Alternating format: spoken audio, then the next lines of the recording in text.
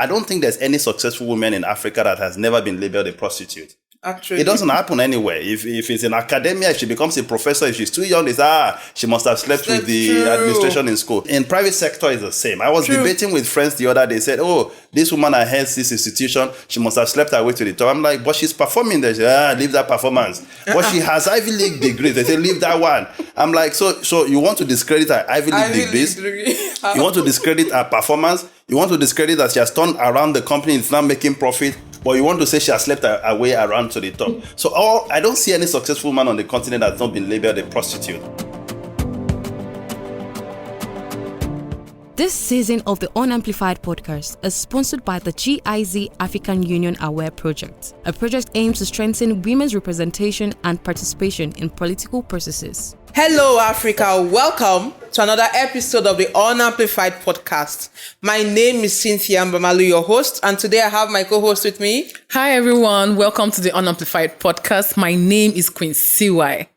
Yes.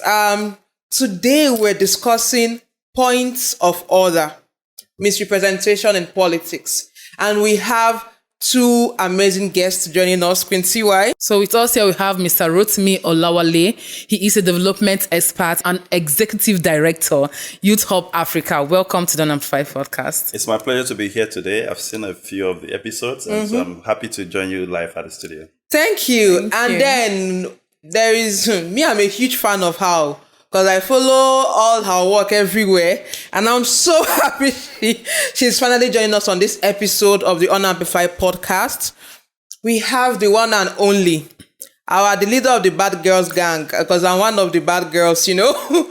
We have Honorable, yes, Honorable, we have Honorable Millie Odiambo. I hope I'm pronouncing it well.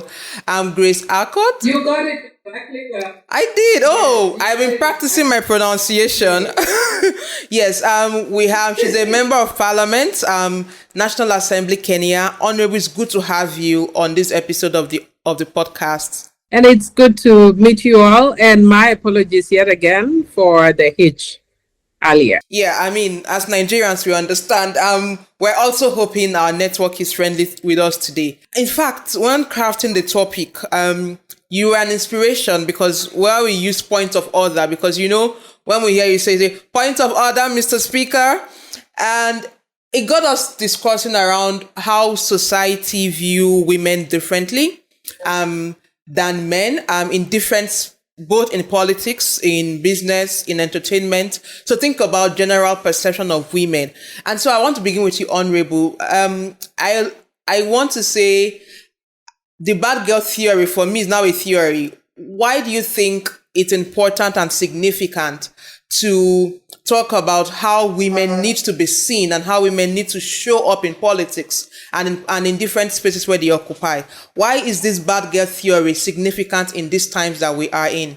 Well, the bad girl theory is significant right now because if you look at a lot of the countries, except for the countries that have deliberately put in place affirmative action measures that then enable women to get in, then you find that a lot of women, because of socialization, because of history, because of religion, because of culture, are not able to get into political spaces. If you look at Nigeria, very few women are in politics. Yet Nigerian women are educated, Nigerian women are eloquent, Nigerian women have strong personalities. The same with Kenya. Very few women are in politics, but it's because of the way we are socialized, because of the way the culture of our society is. We are always told that nice girls behave in a certain way. And if we behave in the way the society tells us, it automatically excludes us from leadership spaces, and not just political leadership spaces, but spaces even in offices, because I'm supposed to behave in a way, but the society, when I get into the spaces where I need to rise, if I go against that, then I'm pulled down. And that is why it is important for us as women to say that times have changed, And we must change with the times. The days when our husbands and our brothers used to be gatherers and hunters are long gone. Now people work in offices. People use technology, but people still want us to be, sit at home and wait for hunters and gatherers. They are no longer hunters. They are no longer gatherers. So society must change with the reality. And the reality is we need the men and they need us in every single space. Yes, and I love the fact you say society has changed, because we've evolved in a way that, like you mentioned, we no longer have hunters and gatherers. And so why do we want to keep emphasizing the stereotypical perception of women when we don't do that for men? And I want to bring in Rotimi, because you also work around promoting young women's leadership in Nigeria. Do you agree with Honorable on this point? And what's your own view around how young women should show up? Well, I think in some ways I agree with Honorable Millie. There are certain things that we know, having worked with young women and young men over more than a decade, promoting their access to leadership, running fellowships, trainings for opportunities for women and men, and watching how people respond to young people's leadership, especially young women's leadership. And the things that we have noticed is that if a man is assertive, it's okay. If a woman is assertive, it's seen as not a norm, and people react differently to that. So if you watch two people in leadership, one is a man, one is a woman, and they're just both assertive and saying, this is what I say you should do. You see men react to women's leadership. How can she talk to me like that way? But a fellow man has spoken to you that way, you have no problem with it. Why is it for women? So society, our cultural expectation want women to be soft. You don't want them to shout. You don't want them to be assertive. You don't want them to insist on their point. You don't want them to say, I am leading on this. You want them to defer to other people as leadership. Interestingly, I was speaking to my mom. My mom is over 70 years old the other day, and she was talking about a building committee in church. She was secretary. They had a chairman and another member. And at whatever reason, the previous chairman relocated from the city to another city. And then the church council appointed her as chair of the committee, and then added another man into the committee. And that's how the committee collapsed, because she needed to hand over as secretary to one of the two men. Both of them refused. They said they can't be secretary. She's the only woman in the committee, so they want her to be secretary. But the church council has appointed her chairman. So nobody wants to be secretary. They said she should do the secretary and the chairman. She refused. I can't be both secretary and chairman. She didn't want to be chairman. And your mom is over 70? She's over 70. She didn't want to be chairman, right? But the councillor said she should be chairman. So she insisted, I will not be secretary. That was the first and last time the building committee met, because none of the gentlemen wants to be secretary. Because when she told me the story in January, I looked at it. It's just simply because no one wants to take leadership of women. And that's what women continue to see in leadership in private sector, in church, like I've just talked about, in the political space. If women are not assertive, so if she's not assertive, what would end up being is that she's secretary. At the end of the day, she would defer the chairmanship, even if it's not in theory. In practice, one of the men will take over the chairmanship, because now they'll be dictating to her as secretary. That's what will eventually happen. But she insisted and refused. And we see this culture creeping up in many spaces and many spheres. And we encourage our women to be assertive. We want them to use their feminine power when it works, but we also want them to be assertive. I have hired a lot of young women as managers in my organization. There's a time I had a young woman leading a team in my office, and she was struggling really with the young men in that team. And I went to her and I said, do you want me to intervene? She said, no, I will deal with this my own way. I was happy she eventually dealt with it her own way. The people that were not listening to her, at some point she had to issue query. I backed her up. But I saw how she struggled, how they failed just to listen to her because she's a woman. But if another man stepped in, they will listen immediately. If I say do this, they will do it. If she says do this, they will question why. But she is the leader of the team. Why do you have to question when she's providing direction? And if that is what it means to be a bad girl, that I'm assertive, I know my right, I can insist on being in leadership position, I can contribute to society, I can say I have a voice, I can join in conversation, and I fail to refuse to be shut up, then so be it. Yeah, I mean, so be it. If that is what it means to be a bad girl, I think that is the culture we're trying to promote. Yeah. That as women, it doesn't matter if you're going to be called a bad girl. You just need to be heard. Honorable, I wanted to ask questions, and the questions are twofold actually. The first is, you've been in politics for a long while now. You've been in the National Assembly for a long while. What has been the common misrepresentation of women in politics? That's the first part. And the second part of the question is, as a lawmaker, what are the challenges you've experienced in pushing for legislation, especially gender sensitive legislation? I think to answer the first question, is that most women in politics are seen as immoral.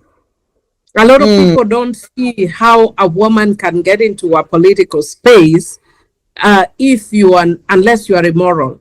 And so most people see that you must have risen because you either compromise yourself sexually or otherwise. I remember the first time when I first got into politics, I was relatively young and pretty. I don't fear saying that I'm beautiful, because anybody who thinks I'm not beautiful, the problem is with your eyesight, it's not me. So when I got into politics, the first time, and I was young and beautiful, and I didn't get in the first time I was not elected. I was nominated, meaning I was specially brought into parliament by my party. And so one time we are sitting in national television, widely watched television. I think it was the most widely watched at that point. And then the person who was interviewing us asked a question, and it was like, we were like 6 women who had been nominated, and I remember the other 3 were Muslim women wearing hijabs. And then there are 3 of us who are also Christian.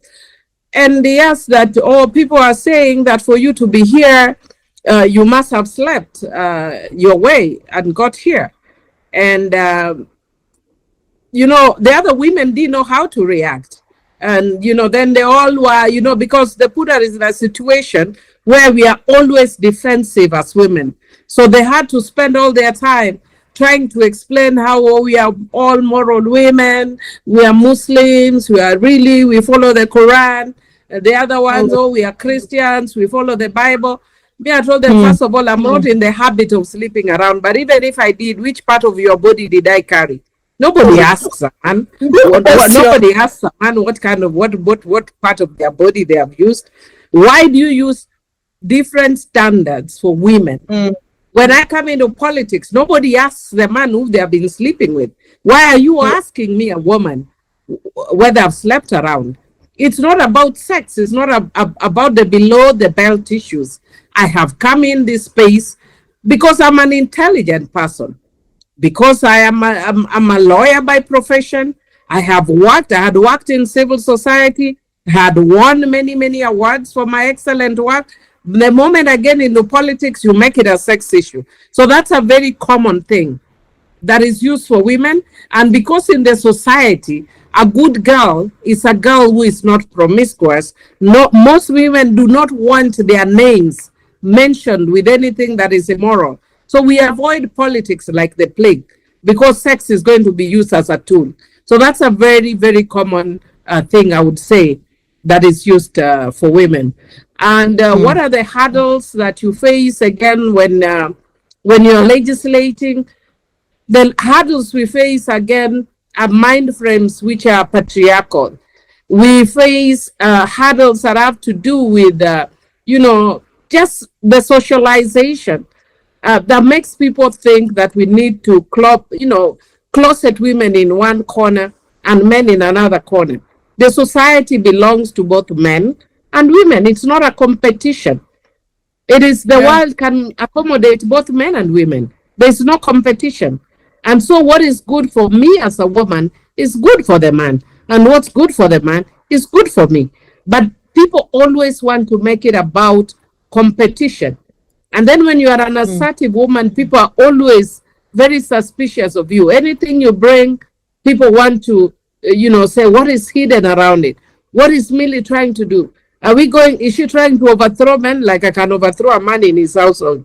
So those are the kind of things, that you kind of face all the time. Thank you so much, Honorable. That very insightful conversation. When you talked about how women are viewed as promiscuous, I remember in Nigeria, she used to be a member of the House of Representatives, and she mentioned that during her first campaign, everyone they were just calling, she said, oh, she's a prostitute, she's a prostitute, she's a prostitute. And she said the first time she addressed the crowd, she took the mic and she said, okay, I've heard you all call me a prostitute. Yes, I agree, I'm a prostitute, and my husband is my frequent customer, because the husband was with her there. And she said, now that we've agreed, now can we now talk about why I want to contest?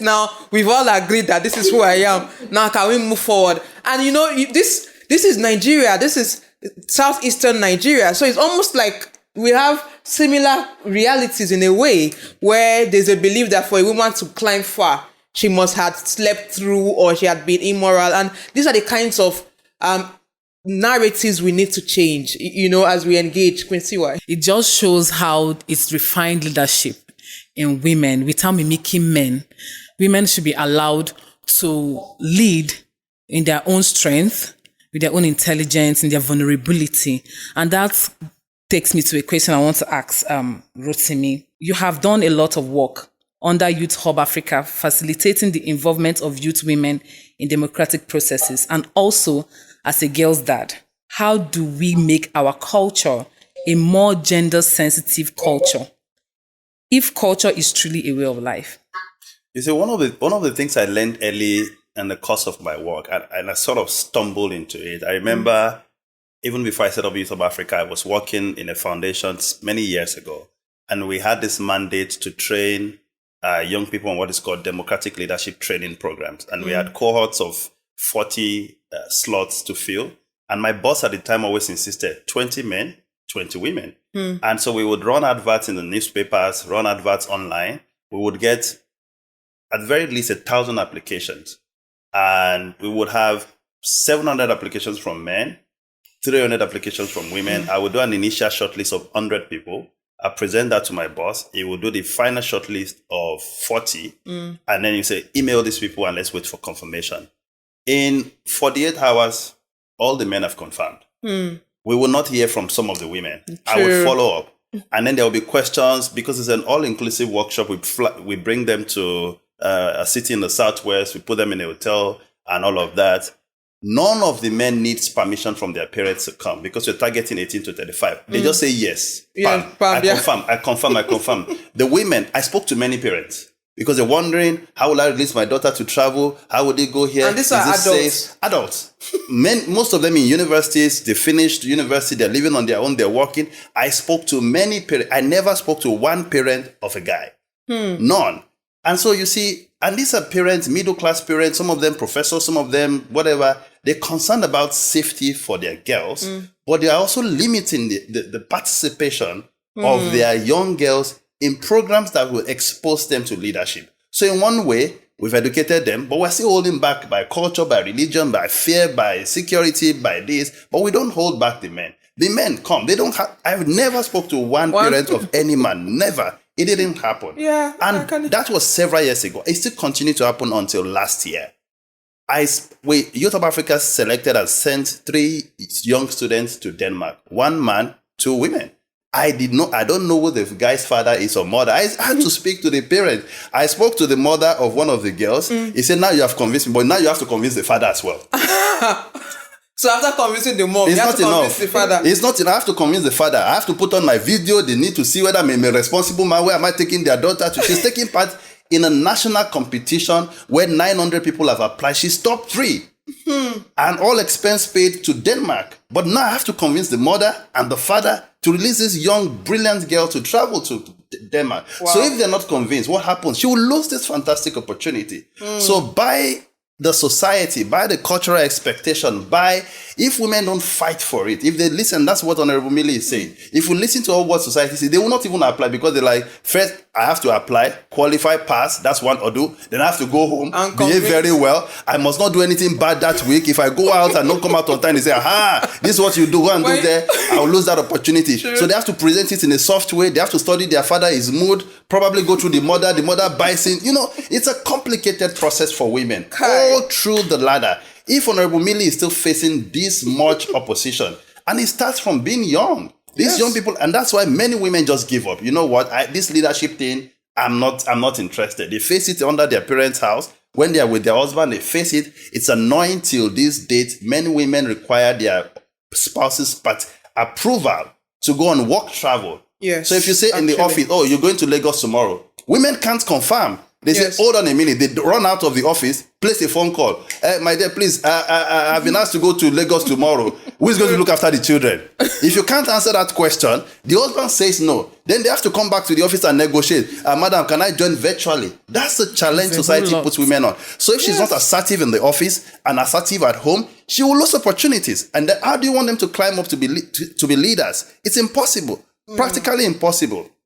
So as a society, we need to change our mindset. Yeah. We need to change our mindset to women participating. Fathers, husbands need to relax and trust their daughters. They need to relax and trust. Calm down. Nothing they happen. Calm down. Trust your wives. Trust your daughters. Give them the opportunity to participate. Back them up. And I'm seeing it in the Nigerian politics at the moment where we have an honorable facing all kinds of negative reaction. I'm happy that our husband has stood firmly behind that. We need to see more of such. That you back up your spouses, back up your daughters, support them, drive them to the point where they need to participate. Invest in them, give them the opportunities, give them the platform. If women know that they have the backing of their family, of their homes, they are going to express much more. And we need the equal participation of the women. Data has shown us that when women participate in a society, everybody benefits. Women invest most of their income on their family. Everybody benefits. The family benefits, the men benefit, all of us benefit. We need a society that is equal, that gives our daughters a chance to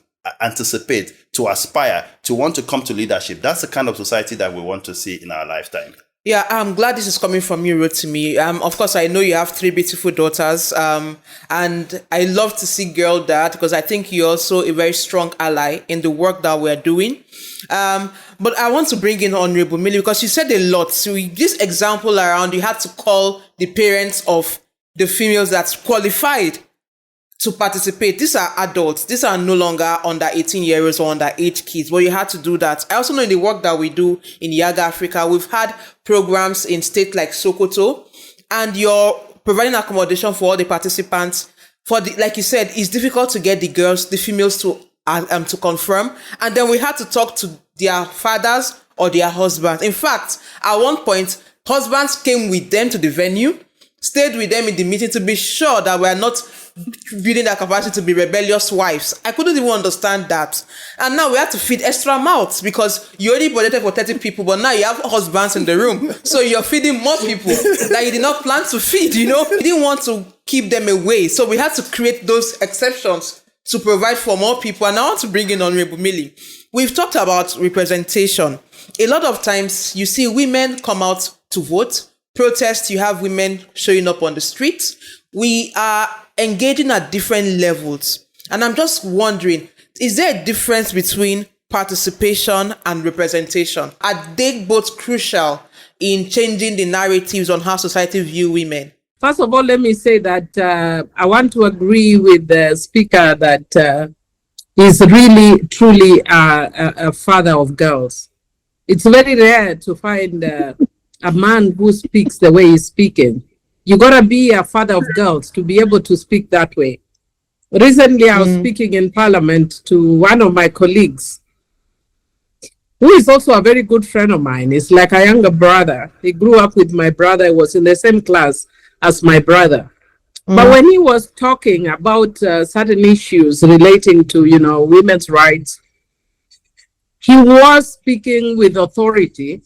But with authority in a manner that doesn't understand where we come from. There are so many subtle challenges that women face that sometimes men don't understand. And sometimes I put my statements in very sort of open or crude way for people to understand. Because when we are trying to be very modest and nice in the way we present, then the message gets lost. And I told him that when you are a man, you don't know what it means to have periods. You don't know what it means to have cramps. You don't know. And because you don't know, don't speak to me with authority over what you don't understand. And I told him it's the same way I don't know what wet dreams are about. But a man would be able to understand that. And because of that, a lot of times, you know, that's I'm going to the sort of right extreme. But we as women have certain challenges we face that are so subtle sometimes that people don't understand. I remember at some point, one of the younger members of parliament here in Kenya, I met her over lunchtime and she was rushing, you know, to go back to her house to cook for the husband. And I remember a male member actually asked her, what do you mean you have to rush back to the house to cook for your husband? Is there nobody who can cook for the husband and your husband? And she was like, yeah, he can't eat unless I'm the one who has cooked. We meet in parliament only 3 times a day. This guy is not going to die if he doesn't eat from the wife one day out of the whole 7 days, you know? And I told this guy, you know, this is not about food. This is about control. She's a leader, but he still wants to control her. I mean, go and eat in the restaurant one of those days, you know, if he can't be eating from her, can't be that, you know, it can be a life and death, you know, issue. It's about control. And if I tell somebody else, they wouldn't understand. If I just say, oh, my husband controls, they will not understand what I mean, my husband controls. But if I say, my husband says, I gotta cook, then all the people who are cultural will clap and say, yeah, a good woman cooks for the husband. Yeah, a good woman cooks for the husband, but not when I have to do my national duties of legislation. So I just wanted to say that. But then coming back to the issue of participation and representation, there is a marked difference. Before I joined Parliament, I was a member of civil society. But I was working, you know, in the legal sector within the civil society, representing indigent clients. I was representing children, and I was representing women. And one of the things we discovered is the laws were defective. Like I'd be representing a young girl, 6 years old, who has been gang raped by men. And then the court would allow that her case is had in open court, and then her sexual history, as if a 6-year-old girl has any sexual history, would be allowed in court. And people would say those, you know, would question her. Haven't you slept with so-and-so? Haven't you slept? This is a person who has been abused, and you're making it look like she's promiscuous, 6 years old. And so I would really create a lot of problem and drama in Parliament. We did a lot of advocacy campaigns. And I remember one magistrate told me, you know, if you don't change the law, there's nothing much you can do about it. So what did I do? Went to Parliament and changed the laws. So there is a difference between work that you do, advocacy, participation, and representation. When I represent within Parliament, I have a voice. In our Constitution of 2010, I can tell you there are footprints of my work. I can tell you there are issues that are in that Constitution because I pushed for them to be in that Constitution. There are laws that I have pushed, Victim Protection Act, Counter-Trafficking in Persons Act, amongst many other laws. There are some that I'm bringing now on sexual and reproductive health rights, because now I have a voice as from my representative angle. But if I only stayed as participation, then it would limit me. So yeah, we need many women in participation, especially advocacy, but we need a lot more women in leadership, representation. We need a lot more women voices there. Thank you so much, Honorable. I love the fact you talked about the bills, the laws you've also proposed, which is why we need more women in those spaces where you make decisions, basically, be it legislation, be it policies. It's one thing to participate. It's another thing to actually represent a constituency or your own people in government. I wanted to ask Rotimi quickly if you think there's a difference between representation and participation. How also, from your experience, do they intersect or interplay? I think that in societies in Africa, Kenya, Nigeria, I'm familiar with Kenyan politics, Nigeria, the percentage of participation is still extremely very low. So we need to raise that. We have a space for representation and we have a space for participation. So I'd like to see a mixture of both. But we must recognize that where we have with representation at the moment is very low. And it's not just symbolic just to see women in parliament or see women in offices. There's a lot of work that needs to be done. You know, men will only focus on money issues. You would see when women are in parliament, they push a lot of societal issues that impact girls, impact children, impact education, impact health, impact reproductive health. These are things that are not perhaps important to men in many ways. I remember in a number of state house of assemblies in Nigeria when we were pushing the child rights, the passage of the child rights bill into law. We went to 2 or 3 states. All these members of House of Assembly in the state, all men. It wasn't important to them. Yeah. Because this is an issue of children. They didn't want to discuss it. It was not important to them. Which state was that? I don't want to mention. No, because in Nigeria, we have some states that I think more at than... the time, Kano, all men. But even till date, Kano is all men in the state parliament. Kano was all men. At the time, Sokoto, all men. Yes. You know, so there were about 3 states that went to all men. Still have... So it took a lot of convincing to even get them to understand this is an issue that we need to discuss and legislate on. But in the states where we had women, we didn't have to convince the women. We didn't have to. In Kaduna, then we had some women in the State of Assembly. We didn't have to convince the women. They were like, what do you want us to do? Let's do it. You know, when you have, so that's why we need women, more women to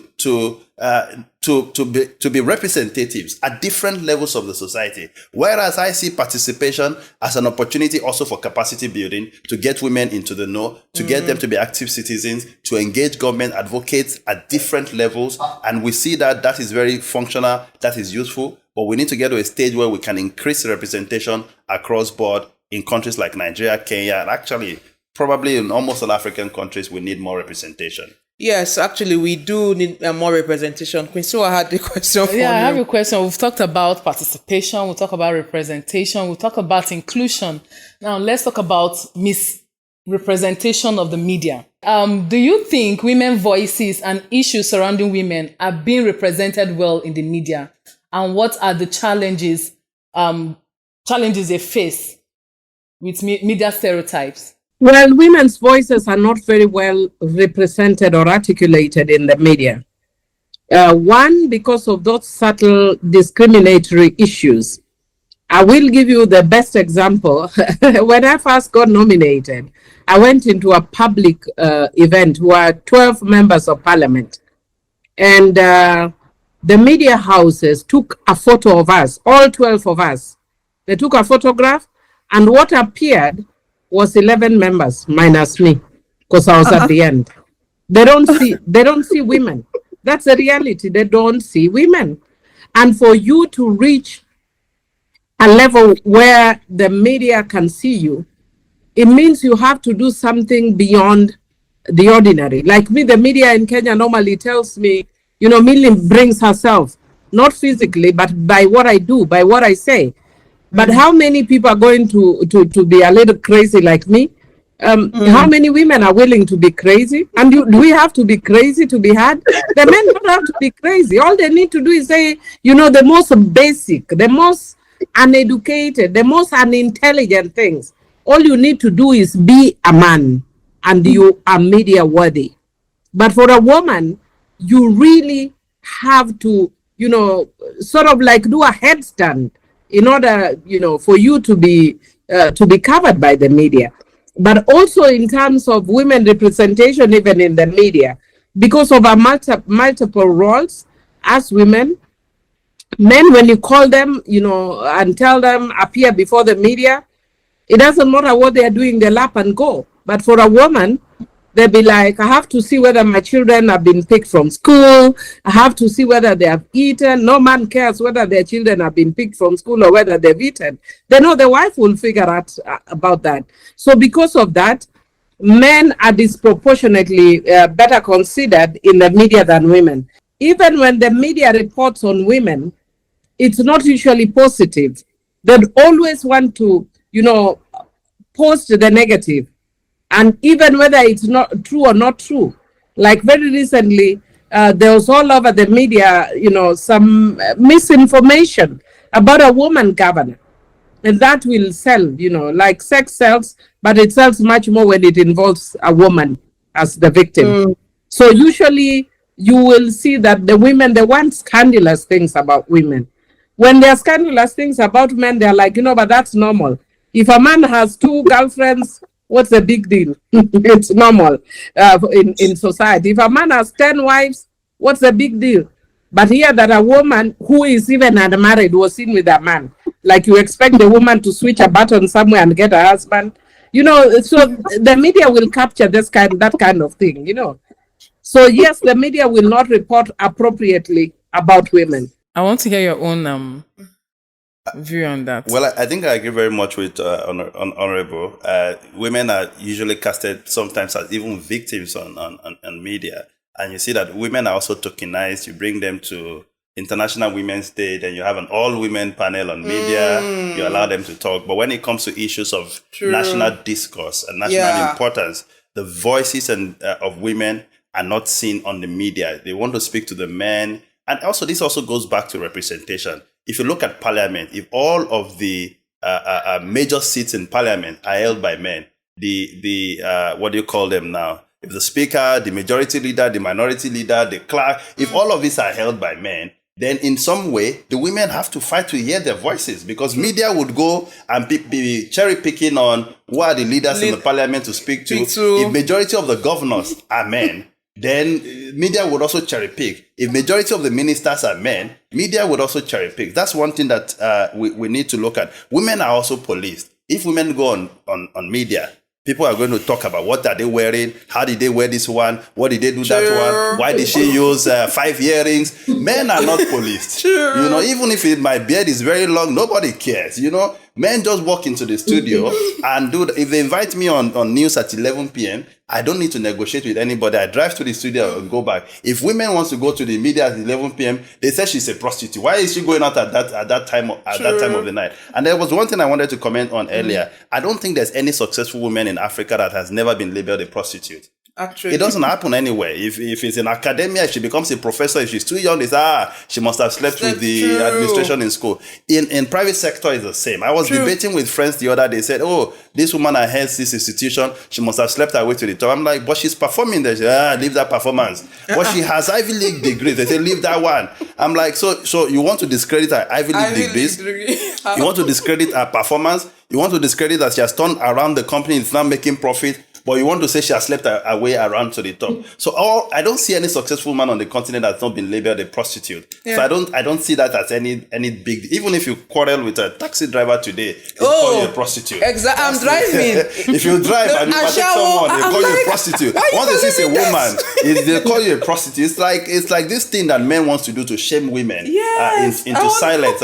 Into silence wherever we go. But I think that's one space that we need to reclaim, that media space. And I see younger women reclaiming that space with the use of social media. True. If normal platforms don't exist, people are creating their own platform. If you see what younger women are doing on TikTok, for instance, I was watching a young northern woman calling out abusers on TikTok recently, calling out the son of a famous Nigerian for sexually abusing people. And she said, I'm going to name names. I'm not afraid to do that. Now they have platforms. They're not waiting for traditional media to create platforms. I saw it in Nigeria in 2014 when women's movement came around to say, we're going to advocate for missing girls in Chibok. It was a women-led movement. They created that women, they organized it, and we've seen women organize as far back as about women's riots in Nigeria many, many years ago. Women can organize. They know how to do it better than men in most cases. They can organize, they can bring people together, and they need to use more of that to get the representation that we need to see. Yeah, God, Rotimi, I love the point you made around the fact that it's almost like for a woman that is successful, there's a prize. And usually the prize comes at name calling. And when you even talked about that, it just occurred to me that it's not just you'll be driving on the road. I'm sure it has happened to you. Yes, a taxi driver will just see you and they'll just shout, prostitute, who gave you the car? Or you hear something like, oh, now woman did that car. It's like, what did I do to you? And I bought this car. What do you mean, who gave me that car? Do you understand? It's almost like there's a socialization that has created a perception on how women should be viewed. And it's unfortunate, but that's currently the reality we're dealing with. And we're winding down this conversation because if we go into our personal experiences, I know even in places of worship, someone is leading, and I know in my church, we have this Catholic youth organization, and the president this time around is a female. And you have this young guy who believes why she's not worthy to be the president of the Catholic youth organization. And it just doesn't make sense. Like, this lady, and she works, she's so active. And I think she feels she needs to prove herself. So she's showing up for everything. She's organizing, and I understand the challenges because, she has to prove that first, and I deserve this role. And it doesn't, and all the men that have held the position since I've been in that church did not prove anything. They just showed up and they were leaders. But her, it's almost like she has to constantly prove to them why she's the president of the organization. And this is in the church, not to talk about in a political space. I want to get our last points around the call to action. What can we do differently? And I'll begin with Honorable Millie. You've been a strong advocate on changing the norms, challenging the status quo, and doing things differently, being assertive and speaking up. What will be your call to action to young women listening, especially those who plan to get into politics someday? What's your call to action to them? My call to action, which I always tell every woman, first of all, learn to be you. You owe nobody any excuse about being anyone else. Because I think a lot of us want to prove to the society that we are good enough for the society. Just be authentically you, unapologetically you. Build yourself. Have a positive self-concept. Be self-aware. Affirm yourself. Because a lot of us conform because we are seeking approval. I always tell people, if you look at our society, in Kenya, I'm sure in Nigeria, maybe the same thing. In Kenya, as you are growing up as a young girl, we are given names that are very endearing and nice, like we're called sweetie, baby. The guys... the guys are called Simba. Simba is a lion. If your son does well, they say Simba. They call you a lion, but but for girls, we are sweetie and baby. Even when you have a boyfriend, you still become baby, They call you babe. So we never really grow because we are always looking for affirmation. But you are enough. You are enough. You don't need any affirmation from anyone else. If somebody else wants to say that I'm good enough, that's good enough for me, but it will be an add-on to what I know about myself. That's why when you started, I told you I'm beautiful, and if you have a problem, go and see your ophthalmologist to check your eyes, because me, I believe in who I am, and I believe in what I am. So for me, what I do, I tell girls, the most important thing is believe in yourself and your self-worth. And then for the older women, handhold the younger women, help them to come up. And for those of us who are socialized in, these systems that put us down, re-socialize yourself.